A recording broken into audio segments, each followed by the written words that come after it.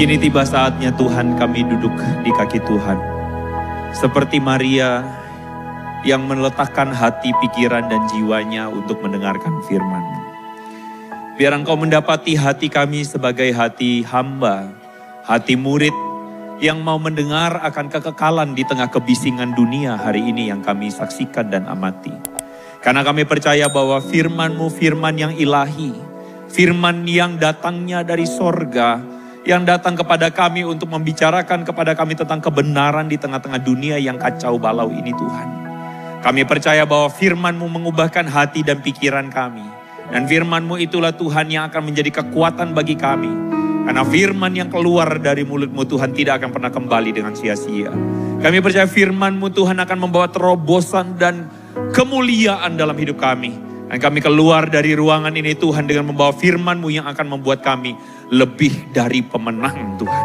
Oleh karena itu berbicaralah, kami siap untuk mendengarkan di dalam nama Tuhan Yesus. Sama-sama katakan amin. Berikan kemuliaan bagi nama Tuhan. Haleluya. Silakan duduk saudara-saudara.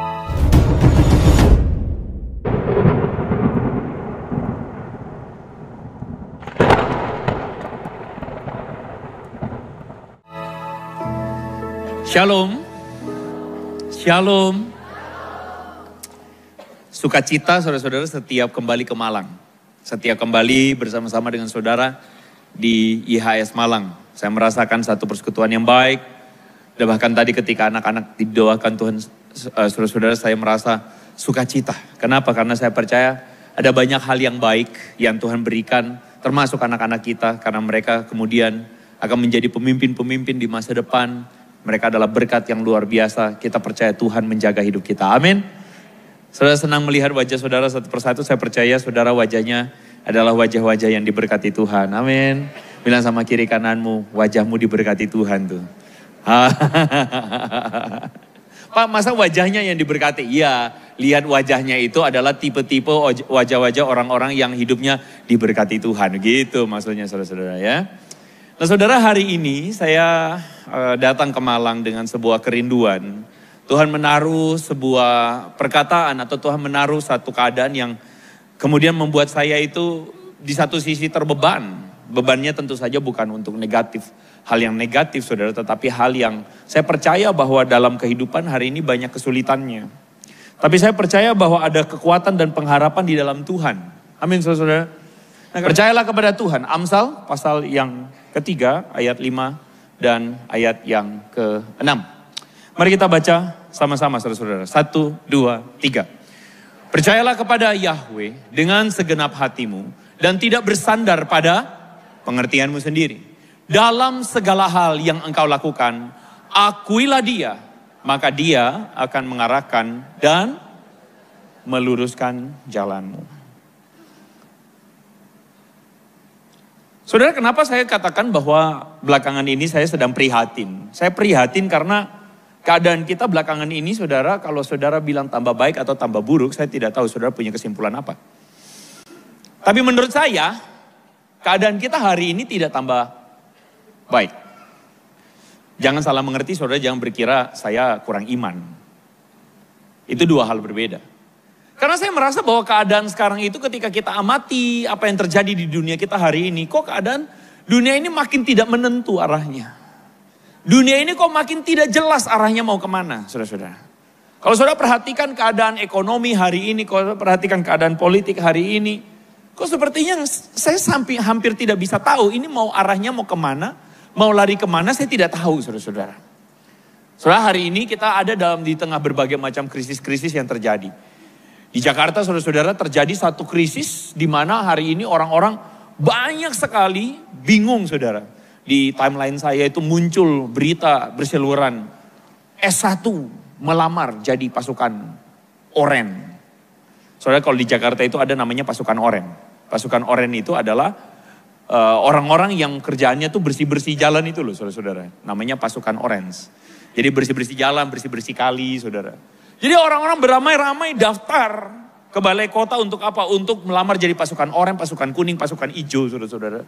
Dan mereka tidak sedikit diantaranya itu S1, bahkan katanya ada yang S2, melamar jadi satpam, melamar macam-macam saudara. Kenapa? Karena hari ini banyak orang sedang dirumahkan. Ekonomi melambat. Kalau saudara perhatikan kredit 400 triliun nganggur saudara-saudara. Itu menunjukkan apa? Orang tidak berani untuk mengajukan kredit. Karena apa? Takut. Orang takut untuk melakukan spekulasi-spekulasi tertentu. Karena apa? Karena hari ini keadaan tidak menentu. Kalau saudara suka mobil, saudara tahu baru-baru ini dikeluarkan satu produk baru. Apa itu? Fenomenal sekarang itu. Ada yang tahu? Mobil apa? Mobil listrik. Nah, mobil listriknya pun yang baru-baru ini keluar itu namanya BYD. Tahu ya saudara ya? Nah, ada satu BYD itu saudara-saudara tipenya Atto One. Harganya, kok saya jadi promosi ya. Intinya murah saudara-saudara ya. Intinya murah sekali. Nah, ini Pak Har tahu banget ya. Intinya murah sekali. Sampai-sampai saudara-saudara itu menggoncang yang namanya pasar mobil. Semua jadi kebingungan karena harganya terlalu murah. Akhirnya orang sebagian yang maaf saudara, kalau saudara penggemar LCGC, saya tidak bermaksud apa. Tapi akhirnya penggemar LCGC beralih semua saudara-saudara. Kenapa? Karena ini murah sekali, di bawah 200 juta. Malah yang sudah beli mobil listrik sebelumnya pun malah kebakaran jenggot. Kenapa? Karena akhirnya ikut-ikutan di diskon saudara-saudara. Kalau saudara ikuti, akhirnya pemilik saudara salah satu mobil yang lain, mobil listrik juga mengajukan petisi. Dalam 7 bulan harga mobil kami merosot. Kalau saya tidak salah merosot 180 juta. Ada salah satu tipe mobil. Saudara-saudara, hari ini kita ada di tengah-tengah ketidakpastian. Kita ada di tengah keadaan yang tidak pasti. Di Pati saudara-saudara, bupati diprotes. Gara-gara apa? Naikin pajak 250%. Wah saudara-saudara, dunia kita lagi berantakan. Itulah perasaan saya. Perasaan saya adalah saya mengamati bahwa hari ini dunia kita sedang mengalami yang namanya krisis demi krisis. Dunia kita sedang mengalami yang namanya goncangan demi goncangan. Kalau secara global saudara lihat hari ini, saudara mulai lihat harga beras sudah mulai naik lagi. Betul ya? Saya kalau baca itu timeline, kadang-kadang ya saya lihat. Merasakan perasaan apa yang dirasakan oleh jemaat. Merasakan apa yang dirasakan oleh saudara, saya cuma berpikir Tuhan. Banyak ya masalahnya ya. Banyak banget. Banyak banget. Saya tidak tahu saudara merasa apa. Saya tidak tahu saudara merasakan bagaimana. Saya cuma berpikir, Tuhan apa yang ingin kau sampaikan untuk jemaatmu? Apa yang ingin kau sampaikan buat anak-anakmu Tuhan? Tuhan kasih ayat ini. Amsal 3 ayat 5 ayat yang ke-6. Kita baca yang bagian kuning. 1, 2, 3. Percayalah kepada Yahweh dengan segenap hatimu. Percayalah kepada Tuhan dengan segenap hatimu. Percayalah kepada Tuhan dengan segenap hatimu. Saudara, kalau saudara baca ayat ini, menurut saudara arti dari ayat ini apa? Amin. Saat teduh selesai. Ayo jawab sekarang. Arti ayat ini apa saudara? Arti ayat ini apa? Berdoa saja Pak, maka Tuhan akan membuatnya jadi baik. Percaya saja Pak, maka Tuhan akan membuat yang mustahil jadi mustahil. Yang mustahil jadi tidak mustahil. Percaya saja Pak, next. Percaya saja Pak, karena Tuhan sanggup mengubah semuanya jadi baik. Tuhan sanggup bikin mujizat. Amin. Amin. Saya amin nih. Tapi menurut saya arti ayat itu bukan ini. Loh pastor maksudnya apa? Nah sebentar. Makanya kenapa saya katakan, saya percaya ada satu hal yang baru yang Tuhan mau bicarakan buat saudara. Karena kalau arti ayat yang tadi itu adalah percaya kepada Tuhan, saudara percaya kepada Tuhan, amin? Amin. Saya selesai di sini. Kita tutup dalam doa. Karena saudara sudah percaya. Betul? Tapi percaya yang dimaksud dalam ayat tersebut bukan ini. Saya tidak menentang bahwa Tuhan itu sanggup mengubah yang mustahil jadi tidak mustahil. Saya sangat yakin. 1000% saya yakin. 1000% saya yakin Tuhan sanggup mengubah air jadi anggur. 1000% saya sangat yakin Tuhan mengubah yang sakit disembuhkan. Saya sangat yakin. Tuhan sanggup untuk ubah dengan cara Tuhan yang mustahil. Saya sangat yakin. Tapi maafkan, arti ayat yang tadi kita baca bukan ini. Loh, apa maksudnya, Pastor? Kadangkala kita berpikir iman itu adalah dalam pengertian seperti ini. Misalnya saudara, kalau saudara buka Google, saudara tanya, what is faith? Lalu Google akan kasih tahu, faith atau iman, itu seperti arti yang kita lewatin aja arti yang pertama ya, arti yang kedua. Strong belief in God or in the doctrines of religion based on spiritual apprehension rather than proof. Jadi iman itu adalah sebuah keyakinan kepada Tuhan atau kepada doktrin agama, pengajaran agama, tanpa bukti, cuman mengandalkan sebuah keyakinan spiritual atau sebuah perasaan ingin percaya. Bahkan di dalam bagian yang lain, saudara-saudara bisa lihat dalam kamus, next. Merriam-Webster misalnya mengatakan firm belief, atau sebuah keyakinan yang sangat teguh akan sesuatu yang meskipun tidak ada bukti. Atau misalnya di dalam kamus American Heritage, sebuah kepercayaan yang tidak membutuhkan bukti yang logis. Saudara-saudara, kalau iman saudara artikan seperti itu, maka saya ingin mengatakan itu pengertian yang sangat basic. Itu pengertian yang menurut saya bukan arti iman yang dikatakan oleh Alkitab. Saya ulang. Itu bukan pengertian iman yang Alkitab katakan sepenuhnya. Itu cuma sebagian benar. Karena menurut saya iman itu butuh pula semacam penalaran atau basis logika. Hari ini banyak anak-anak muda, kalau ada di antara engkau anak-anak muda datang di tempat ini. Saya yakin tubuhmu ada di sini, tapi pikiranmu seakan-akan ngawang-ngawang. Kenapa? Karena mungkin di satu sisi engkau merasa bahwa ya iman, tapi aku butuh bukti. Ya iman, tapi aku butuh untuk sesuatu yang logis. Karena engkau merasa iman tidak logis. Saya kasih tahu, iman itu logis. Tapi saya tidak akan bisa bahas pada konteks hari ini sepenuhnya. Karena itu membutuhkan seminar. Ya. Tapi saya adalah orang yang tidak bisa dan tidak akan percaya tanpa bukti. Pastor, kan Thomas percaya tanpa bukti. Kan Thomas ditegur Tuhan. Ada orang yang Tuhan pakai dengan cara yang lain, ada orang yang Tuhan pakai dengan cara Thomas. Paham? Saya adalah seorang yang membutuhkan sebuah pengertian lebih dari hanya sekadar percaya. Karena bagi saya percaya itu bukan hanya sekadar kamu percaya ada Tuhan. Next, kenapa saya katakan begitu? Sekarang saya tanya, iblis percaya nggak pada Tuhan? Percaya nggak saudara? Halo?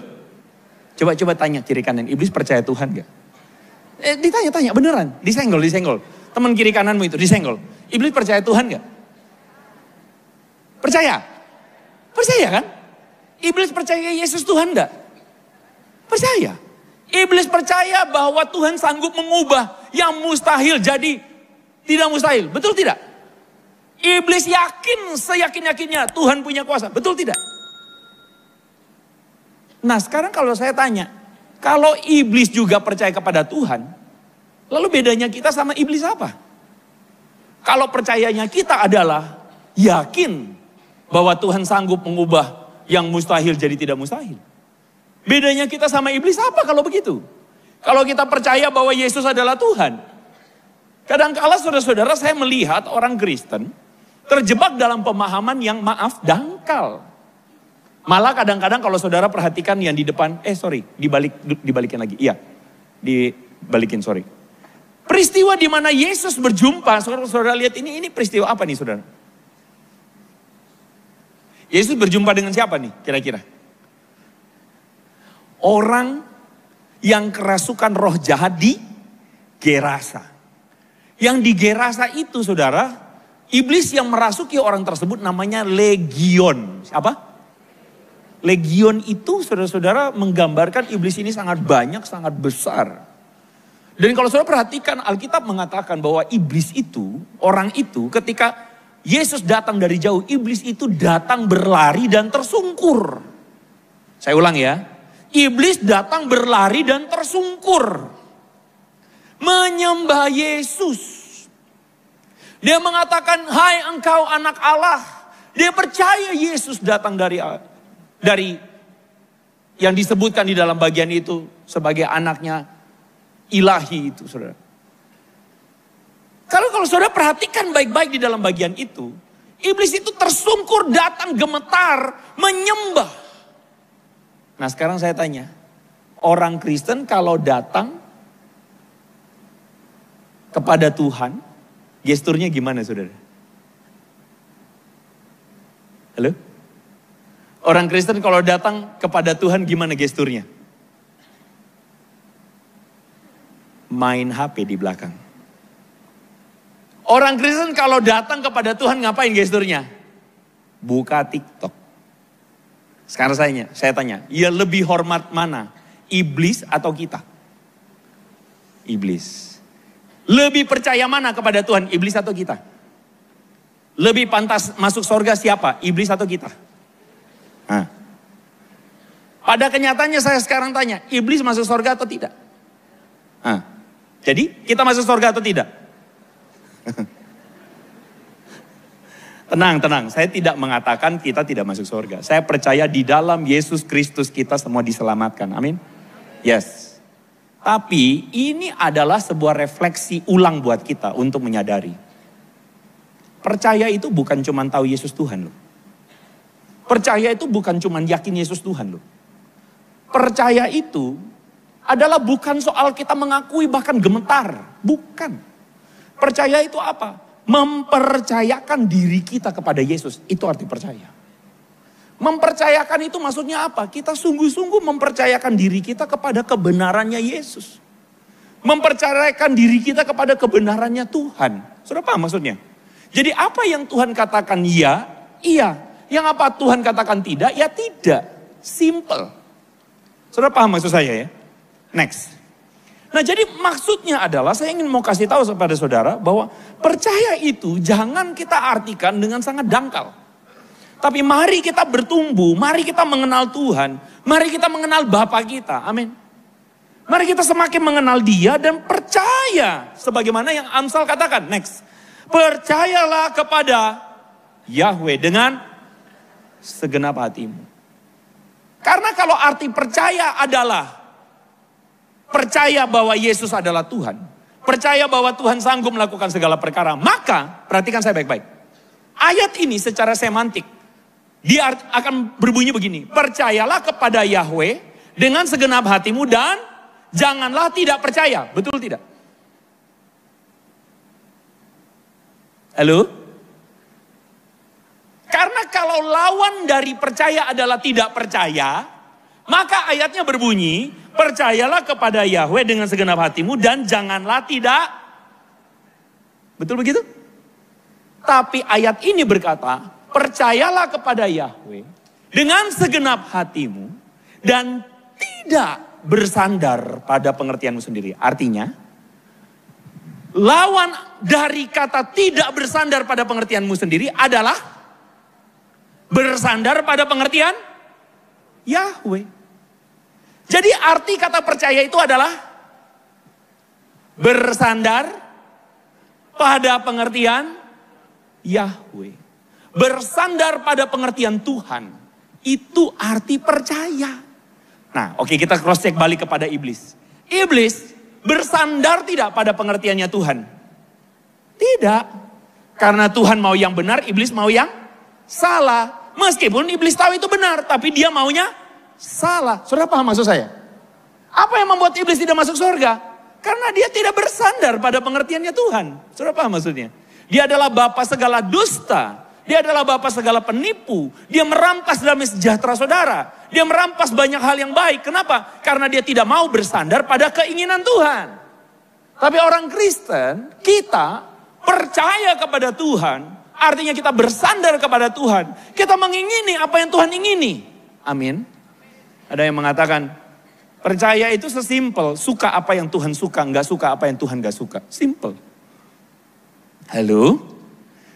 Itu arti percaya. Nah cuman hari ini saudara next, kita mendapati sebuah kenyataan bahwa banyak orang itu bersandar pada pengertiannya sendiri. Dulu saudara, kalau saudara suka nonton film Tom and Jerry saudara ya.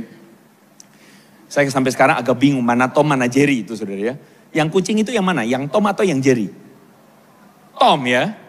Iya Tom ya. Yang kucing, yang tikus yang Jerry. Misalnya si Jerry ngerjain si Tom, ditampar ceplek gitu kan ya. Lalu kemudian muncul itu ya. Si Tom yang malaikat sama iblis. Lalu yang malaikat bilang udah ndak usah bales. Yang iblis bilang bales. Kita seperti menempatkan diri kita tuh seperti posisi netral. Kenapa? Karena kita dengar mana yang jahat dan mana yang baik. So perhatikan, ini adalah dua kutub. Dua kutub di mana kutub yang satu itu kutubnya Tuhan. Kutub yang satu adalah kutub diri kita sendiri. Itu pengertian kita tuh yang akhirnya membuat kita tuh jauh dari Tuhan. Next. Makanya Kejadian pasal 3 ayat 6. Di situ dikatakan saudara-saudara, buah yang membuat manusia jatuh dalam dosa itu adalah buah yang menarik hati karena memberi pengertian. Apa maksudnya? Membuat saya bisa menentukan ini baik buat saya. Oke. Ini saya mau challenge sedikit buat saudara. Saya berharap saudara bertahan dengan saya. Buah pengetahuan yang baik dan yang jahat. Salahnya buah itu apa? Saya pernah berpikir enggak? Halo? Salahnya buah itu apa? Waktu kamu memakannya kamu akan tahu yang baik dan yang jahat. Siapakah di antara Anda orang tua yang mengajarkan anak-anak Anda baik dan jahat? Ada enggak? Semua loh. Berarti saudara memberi buah pengetahuan yang baik dan yang jahat kepada anak saudara. Betul begitu? Berarti saudara berdosa. Betul begitu? Saya itu punya kesukaan. Kesukaan saya adalah mempertanyakan kembali firman yang saya lagi baca. Mempertanyakan bukan untuk mencari salah. Tapi mempertanyakan untuk mempertanyakan pengertian saya. Apakah apa yang saya mengerti ini jangan-jangan masih belum sepenuhnya. Jangan-jangan yang saya mengerti ini keliru. Termasuk ketika saya membaca, Tuhan memberi buah pengetahuan yang baik dan yang jahat. Lalu kenapa makan buah itu untuk tahu yang baik dan yang jahat itu berdosa di hadapan Tuhan? Kenapa membuat manusia itu dibuang keluar? Akhirnya saya mengerti maksud dari buah pengetahuan yang baik dan yang jahat itu seperti ini. Misalnya saudara bayangkan, anak saudara dan saudara datang ke sebuah kondangan. Di semua kondangan itu ada makanan yang enak-enak. Ada rawon, ada pecel, cordon bleu dan sebagainya saudara. Oh enak-enak. Lalu saudara bilang sama anak saudara, kamu boleh makan semua. Ada satu kamu tidak boleh makan. Apa mah? Apa pak? Kerupuk. Tidak boleh kamu makan. Opo-o. Radang. Batuk kamu ya. Jangan makan, semuanya kamu boleh makan. Lalu anak saudara waktu datang ke meja makan yang begitu luas itu, semuanya boleh dimakan. Kerupuk enggak boleh. Lalu dia lihat, kok kerupuk ini enak ya? Sayang loh kalau dilewatkan. Akhirnya dia ambil satu. Lalu dia dia makan. Tindakan anak saudara itu adalah tindakan apa? Tindakan yang mau kasih tahu kepada saudara begini. Ma, bener sih kamu larang. Artinya apa? Buat kamu, kerupuk ini jahat buat aku. Tapi sorry, aku mau makan. Kenapa? Karena menurutku kerupuk ini baik. Makanya tak makan. Paham? Jadi anak saudara memberikan definisinya sendiri terhadap kerupuk. Yang bagi saudara itu jahat, tapi bagi dia itu baik. Paham? Jadi dia tidak mau mengatakan kepada saudara, sorry ya ma, aku tidak mau tunduk pada otoritasmu. Aku mau punya definisiku sendiri tentang kerupuk. Karena bagiku kerupuk ini baik. Jadi arti dari buah pengetahuan yang baik dan jahat itu diartikan begini. Semua buah boleh dimakan, betul? Ada satu buah jangan artinya apa? Semuanya baik, yang satu ini jahat. Tapi ketika Adam dan Hawa mengambilnya dan memakannya, Adam dan Hawa seakan-akan bilang begini sama Tuhan. Kami mau memberi atau kami mau mengartikan sendiri mana yang baik dan mana yang jahat buat kami. Paham? Jadi buah itu adalah buah yang membuat Adam dan Hawa memberi arti mana baik, mana yang tidak baik buat diri mereka. Itulah yang kemudian membuat mereka terusir dari Eden. Kenapa? Karena di Eden yang bisa tinggal bersama-sama dengan Tuhan adalah manusia yang mau ikut turut apa yang Tuhan bilang baik. Dan mau ikut turut apa yang Tuhan bilang tidak baik. Atau gampangnya gini, saudara mukanya udah stres semua. Gini. Saudara punya toko. Dan di toko itu saudara-saudara ada pegawai karyawannya. Saudara bilang kerjalah yang rajin, jam istirahat kamu jam 12 sampai setengah 1. Oke? Tapi dia di toko itu sambil kerja, dia main game. Karyawan datang, ini barang ini ada enggak? Enggak tahu, cari, tanya di dalam. Dia main game. Waktu dia main game, dia itu sebenarnya sedang ngomong apa sama saudara? Dia ngomong apa sama saudara? Aku tidak mau ikut aturanmu. Paham saudara? Kalau saudara bilang kerja keras, layani pelanggan dengan baik, itu benar. Bagi dia, layani pelanggan dengan baik adalah tidak benar, tidak penting. Bagi dia main game lebih penting. Karyawan seperti itu, sekarang saya tanya, lebih pantasnya dia di toko saudara atau di luar? Di luar, kenapa? Ya karena dia tidak mau turut mempercayakan diri dia kepada saudara, betul ya? Nah itulah yang membuat Adam dan Hawa itu keluar. Kenapa? Karena mereka bersandar pada pengertian sendiri. Mereka hanya mau bersandar pada pengertian mereka sendiri. Next. Hari ini saudara-saudara, paham atau tidak? Banyak orang itu punya kebenaran-kebenaran di sekeliling kita. Orang-orang dunia itu punya kebenaran-kebenarannya sendiri. Orang-orang dunia punya pengertiannya sendiri. Apa pengertiannya? Kalau saudara lihat yang sebelah kiri itu, kira-kira gambar apa itu saudara? Orang lagi main golf, sama siapa? Sama siapa? Istrinya, puji Tuhan ya. Sama siapa itu saudara? Caddy. Ya kalau sama caddy toh enggak apa-apa. Tapi kalau sudah sama caddy dan bukan cuma sama caddy, sudah ada udang di balik rempeyek sama caddy, kan itu salah. Tapi hari ini saudara-saudara orang-orang mengatakan, loh kamu itu loh sudah punya segalanya. Kalau kamu sudah punya segalanya, mosok sih kamu ndak punya simpenan. Saudara kita ada di tengah-tengah dunia yang mengatakan, dan kebenarannya itu bagi mereka adalah, kalau kamu punya segalanya, kamu bisa beli segalanya. Dunia hari ini mengatakan kepada kita, kalau kamu itu belum bisa begini dan begitu, kamu tidak berharga. Dunia mengatakan kepada kita, kalau kamu belum bisa beli mobil mewah, kamu tidak diberkati Tuhan. Jangan salah, dunia itu bisa menyaru seakan-akan rohani. Halo, betul? Bahkan dunia bisa mengatakan pakai nama Tuhan loh saudara. Betul enggak? Dunia bisa mengatakan kepada kita kebenaran-kebenarannya sendiri. Dia bahkan bisa mengatakan kepada kita, di tengah zaman seperti ini, di tengah-tengah keadaan seperti ini, westalah, kamu tunjukin, kamu tuh lebih kaya dan sebagainya dan sebagainya. Saudara jangan salah, pengertian yang salah itu pada akhirnya menghasilkan kehidupan yang salah. Saya tidak tahu saya pernah cerita di sini kepada saudara atau tidak. Tapi saya sangat ingat saudara-saudara waktu itu saya ketemu dengan satu keluarga yang tiba-tiba saudara mau diceraikan. Yang gugat cerai siapa saudara? Istrinya. Istrinya gugat cerai gara-gara apa saudara? Gara-gara fitness. Loh kok bisa fitness pak? Begini ceritanya. Suami istri ini mereka melayani Tuhan. Tapi entah kenapa tiba-tiba kok kayaknya mereka sudah mulai jarang datang ke gereja.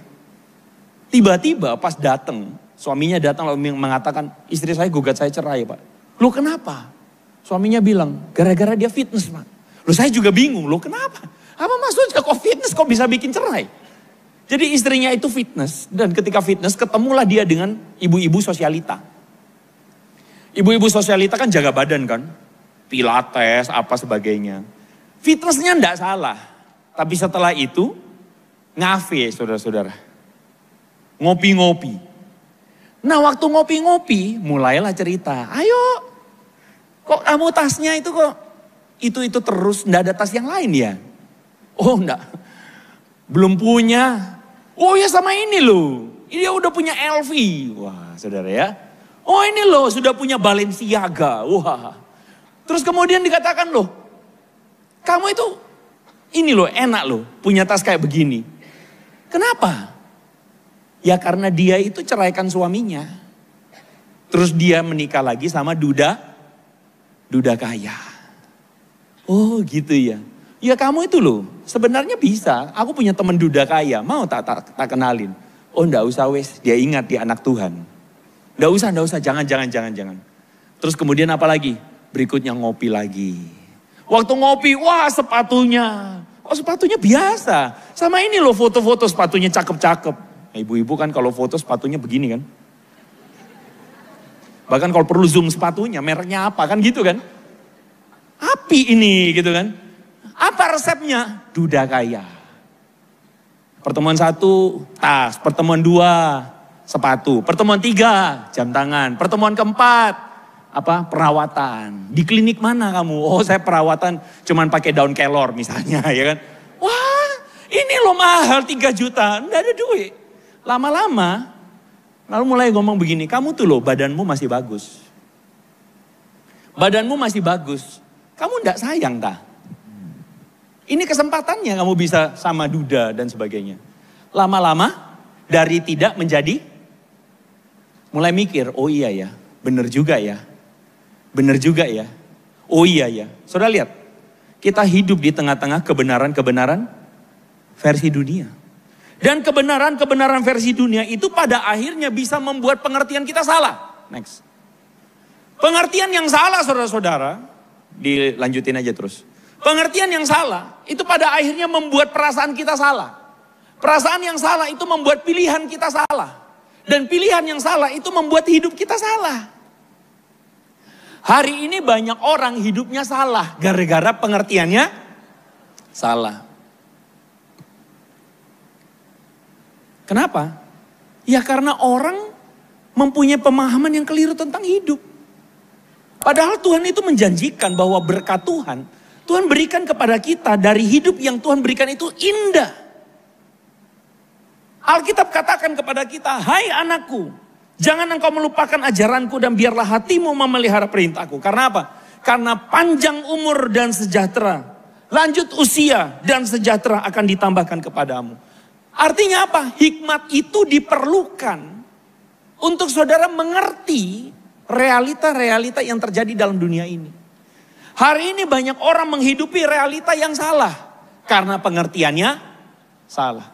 Terus gini lah, gampangnya begini. Next. Saudara tahu nggak cerita tentang cucu? Katanya cucu 9 naga yang meninggal dunia saudara-saudara di Manado, di Sumatera Utara. Tahu? Baca berita itu. Next. Nah ini. Dia meninggal dunia gara-gara apa saudara-saudara? Meninggal dunia gara-gara apa? Dalam cerita yang saudara bisa baca, ditemukan bahwa dia itu cari pacarnya. Terus pacarnya itu tidak ada di tempat. Terus barulah dia ketahui ternyata pacarnya sedang mabuk-mabukan. Bersama orang-orang yang lagi minum-minum saudara-saudara. Akhirnya karena dia cemburu, lalu kemudian dia samperin dan di sana berantem. Next. Dan ketika berantem, salah satu yang mabuk itu, maaf saudara-saudara, tikam dia. Dan akhirnya dia meninggal dunia. Saudara, kalau saudara lihat berita ini, apa yang saudara pikirkan? Apa yang saudara pikirkan? Ada anak muda, disebut sebagai cucu 9 naga. 9 naga apa maksudnya saudara? Hah? Orhai ya. Punya banyak hal, tetapi terbakar api cemburu, mencari pacarnya, lalu kemudian ketemu dengan orang-orang lagi mabuk, dan kemudian pada akhirnya ditikam dan meninggal dunia. Betapa menyesalnya orang tuanya saya yakin. Tapi kita yang membaca berita ini kan kita berpikir begini, lapo. Iya toh? Tahu lapo? Lapo bukan babi panggang ya, bukan. Lapo. Ngapain? Betul? Saudara, kalau saya jadi dia, saya cuma berpikir begini. Ngapain punya pacar mau sama mabuk-mabukan, mbok belain. Mbok bela-belani. Betul? Betul? Tapi kenapa dia mau begitu? Lah iyalah pastor, terbakar api asmara. Nah itu. Paham ya saudara-saudara? Kadang-kadang kita itu kebawa apa yang dunia bilang. Lo itu kan pacarmu. Lo ayo, mbok rebut dan sebagainya. Saudara-saudara, kita pakai hikmatnya manusia. Akhirnya tanpa hikmat Tuhan, akhirnya apa yang terjadi? Bencana. Saya cuma berpikir kalau saya jadi dia. Oh, pacar saya mabuk-mabukan. Ya udah, ya udah, saya tenang dulu. Nanti habis itu saya ketemu dia, terus saya tanya, kenapa begitu? Saya tidak perlu bela-belain untuk begitu-begituan. Kenapa? Ujung-ujungnya celaka. Tapi itulah yang terjadi hari ini. Next. Yang terjadi hari ini adalah banyak orang bersandar pada pengertiannya sendiri. Dan ketika bersandar pada pengertiannya sendiri, apa yang terjadi? Binasa. Makanya kan firman Tuhan ngomong sederhana, akuilah Tuhan, maka dia akan mengarahkan dan meluruskan jalanmu. Hari ini banyak orang jalannya belok-belok, saudara-saudara. Demi mendapatkan kekayaan, belok-belok, betul enggak? Demi mendapatkan kehormatan, belok-belok, saudara-saudara. Demi mendapatkan banyak hal, belok-belok ke sana, belok kemari dan sebagainya. Dunia hari ini lagi kacau balau, saya katakan. Karena dunia lagi kacau balau, maukah saudara bersandar pada pengertian dunia? Saudara akan kecewa. Lagi stres di kerjaan, pulang ke rumah. Saudara, kadang-kadang kita tuh kalau suami ya, kalau sudah lagi stres, kadang-kadang pulang ke rumah. Saudara, kita pulang dengan perasaan apa? Kita pulang dengan pikiran apa? Terus kita mulai lihat, anak kita belum mandi. Apa yang kita lakukan? Apa yang kita lakukan? Mandi yo. Terus anak kita ngomong apa? Entar. Kalau pengertian kita belum benar, hati kita belum benar, kita merasa apa? Suami-suami.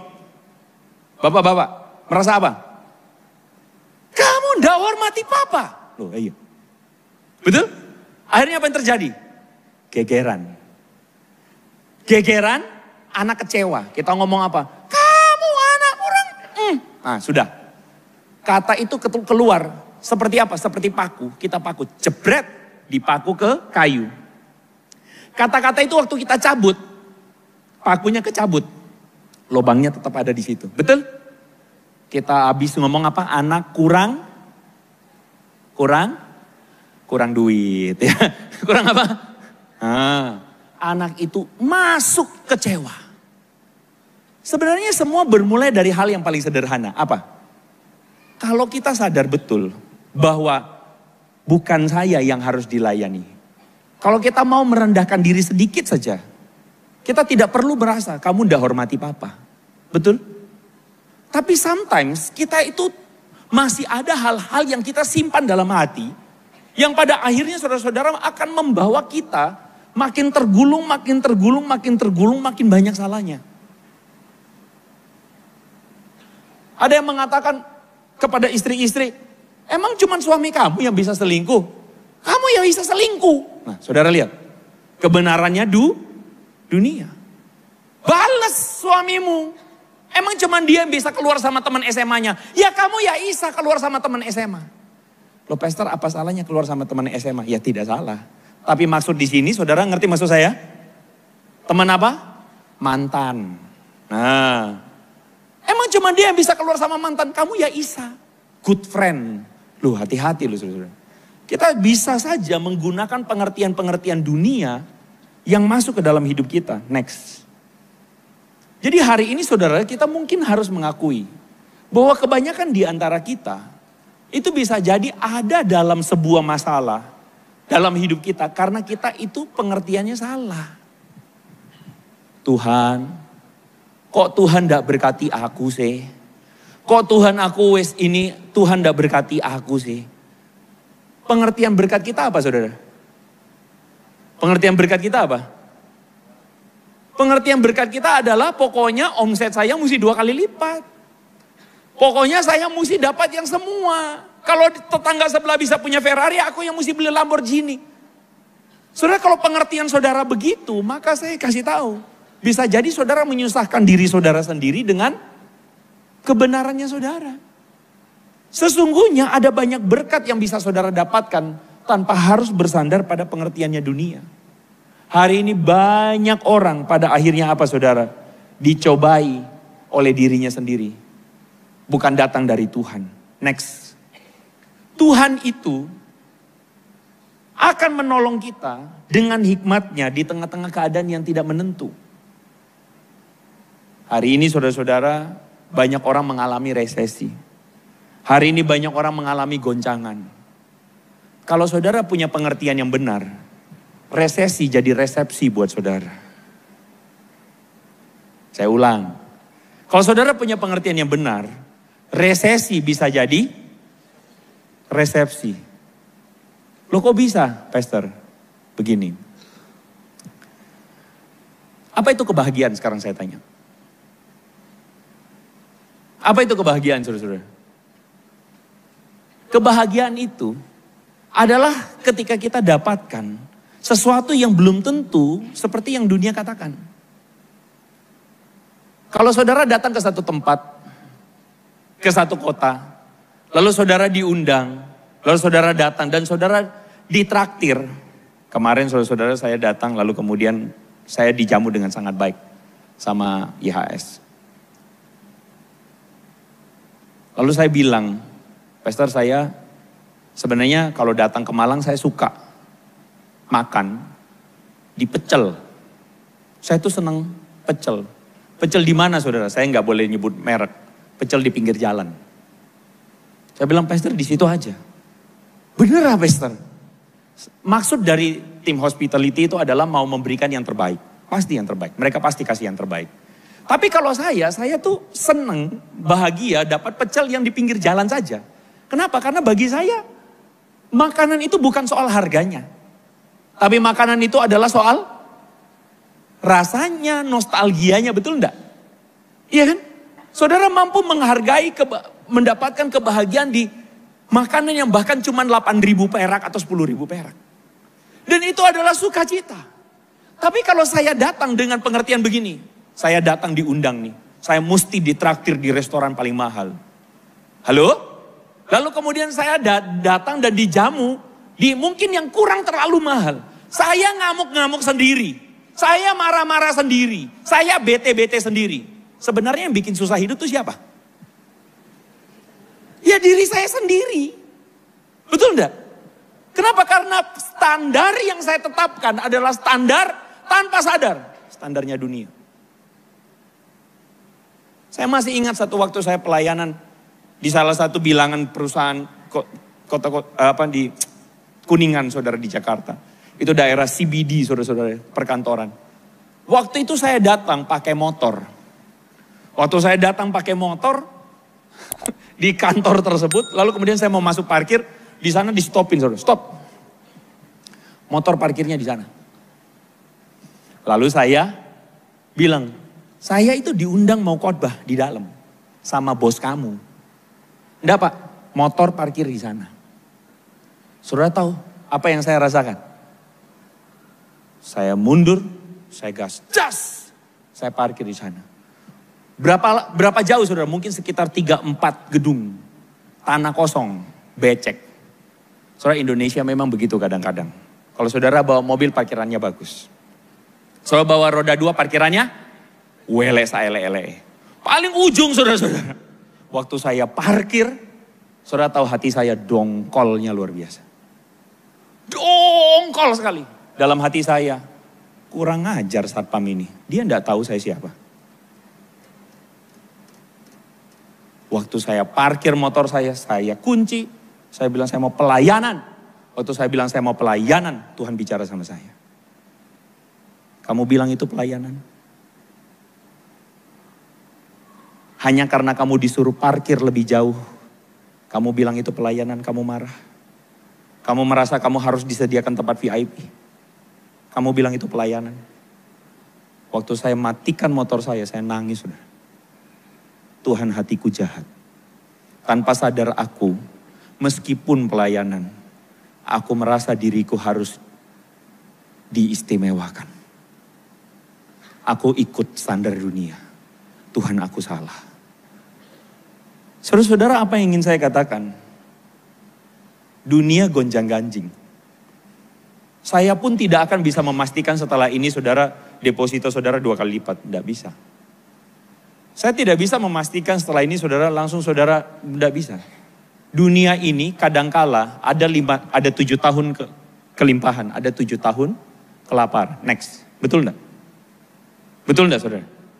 Yang menentukan 7 tahun kelimpahan dan 7 tahun kelaparan. Sorry, multimat next. Yang menentukan 7 tahun kelaparan dan 7 tahun kelimpahan itu siapa? Kita atau Tuhan? Tuhan. Kita tidak punya kuasa apapun. Tapi yang bisa kita punya itu sama seperti Yusuf. Apa yang Yusuf lakukan? Di tengah 7 tahun kelimpahan, dia tidak lupa diri. Dia sadar diri bahwa akan ada 7 tahun kelaparan.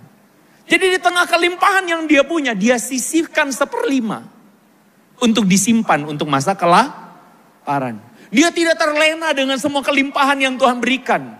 Dia tidak terlena, mumpung ada kelimpahan, jalan-jalan, healing-healing sampai hilang, ya kan? Dia tidak terlena dengan semua kelimpahan yang ada. Wah, ganti semua mobilnya. Ganti semua bajunya, beli Chanel, apalah, saya tidak ngerti itu. Apa semua saya ngerti, paham. Dia tidak terlena dengan itu karena dia ngerti apa? Oh, hidup ini bukan soal keinginanku. Tapi Yusuf itu mengerti, semuanya mesti disimpan untuk masa yang bisa jadi masa buruk yang akan datang. Saudara, Yusuf itu adalah salah satu karakter orang yang dipenuhi dengan hikmat Tuhan. Jadi hikmat itu akan menolong saudara. Di tengah keadaan sulit, di tengah keadaan buruk, di tengah keadaan yang saudara tidak baik hari ini.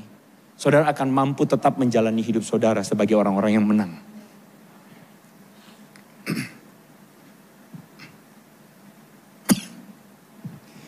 Bahkan saudara lebih dari pemenang. Maksudnya apa sih ayat itu mengatakan? Lebih dari pemenang, betul? Maksudnya apa tahu saudara ayat itu? Maksudnya adalah, makasih Pastor. Maksud dari ayat itu adalah, dunia itu kasih definisinya begini. Menang itu apa? Cuan, betul? Menang itu apa? Menang itu apa? Yang lain kena masalah, saudara tidak kena masalah, betul? Menang itu apa? Yang lain punya istri baru, saudara punya hati yang baru. Yang lain istrinya itu ngelawan. Kalau saya istrinya ngelawan, ceraikan, kawin lagi. Dunia mengartikan begitu. Betul enggak?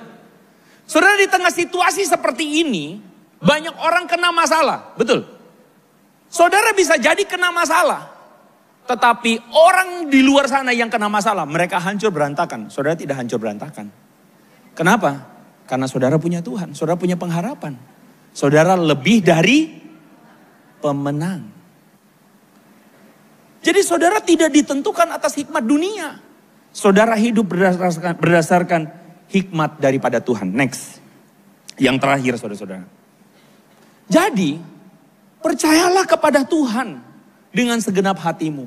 Dan jangan bersandar pada pengertianmu sendiri. Hari-hari ini saudara, situasi memang tidak mudah. Tapi saya kemarin ngobrol-ngobrol sama Pastor Budi, saya mendengar bahwa di gereja ini senior pastor saudara menyadari hal itu. Makanya beliau itu bikin yang namanya Now. Tahu saudara Now? Night of worship itu apa? Satu momen di mana kita sadar betul bahwa kita tuh butuh Tuhan banget. Kita sangat amat butuh Tuhan dalam hidup kita. Kalau kita membiarkan telinga kita dipenuhi dengan kebisingan-kebisingan, apa yang terjadi? Kita down, kita hancur, kita berantakan. Tapi ketika saudara datang menyembah Tuhan, maka saudara akan pulang sebagai orang-orang yang dikuatkan. Saya perlu kasih definisi begini saudara, ingat. Penyembahan itu bukan karena kita menyembah Tuhan, lalu kemudian Tuhan tersentuh. Aduh, kok anakku ini baik ya sama aku. Ya wis tak berkati.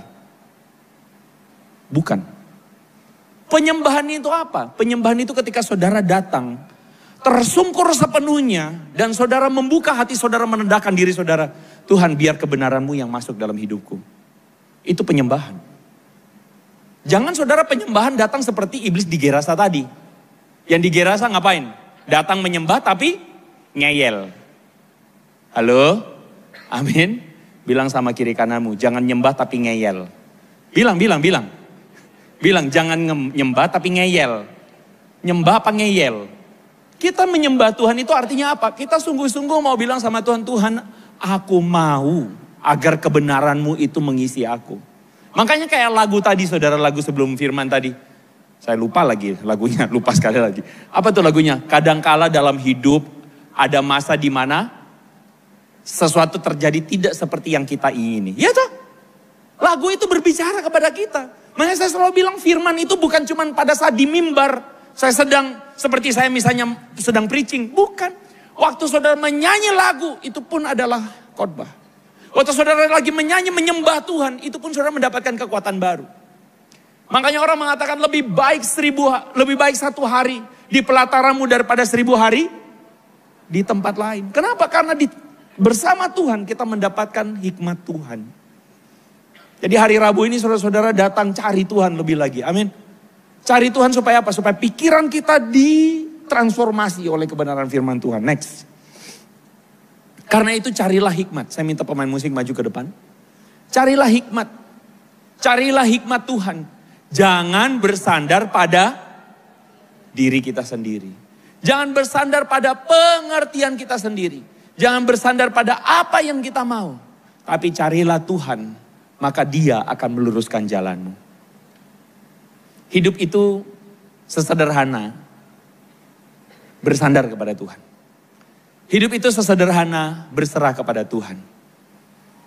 Kemarin malam saudara, saya di Forest. Saya dikunjungi oleh sepasang suami istri yang datang sama saya lalu kami ngobrol.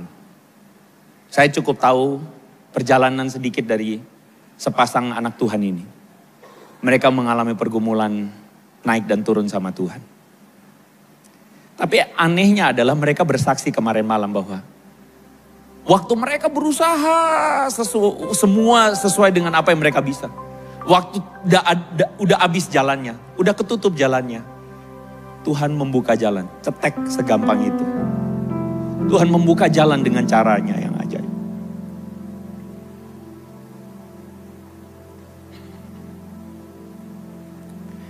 Saya ngomong ini saya terharu, kenapa saudara? Karena itulah Tuhan. Kadang kita berusaha untuk mengendalikan hidup kita. Kita berusaha sekuat tenaga dengan pengertian kita. Suami-suami, engkau berusaha sekuat tenaga untuk membela harga dirimu di depan istri, anak-anak. Engkau gampang tersinggung, engkau marah ketika engkau merasa engkau gak bisa mengendalikan semuanya. Istri-istri, engkau dalam dunia usaha, pekerjaan, engkau berusaha sekuat tenaga mengendalikan semuanya. Pada akhirnya Tuhan cuma minta satu. Aku tuh penguasa. Aku yang berkuasa atas hidupmu. Bagianmu cuma sederhana. Jalan, bersandarlah pada yang aku mau. Maka aku meluruskan jalan. Kadang yang bikin jalan kita tidak lurus itu diri kita sendiri. Kita yang bikin kacau. Gara-gara kita merasa bahwa ini begini, harga saham lagi turun. Wah, kita panic buying dan sebagainya. Kita jual dan sebagainya. Akhirnya apa? Bukan untung, malah buntung. Begini dan begitu, begini dan begitu. Saudara, kadang-kadang kita tuh tanpa sadar, kita dikendalikan oleh pikiran-pikiran yang salah. Akhirnya kita bikin susah diri kita sendiri. Saya percaya firman Tuhan hari ini sederhana. Sangat sederhana. Bersandarlah kepada Tuhan.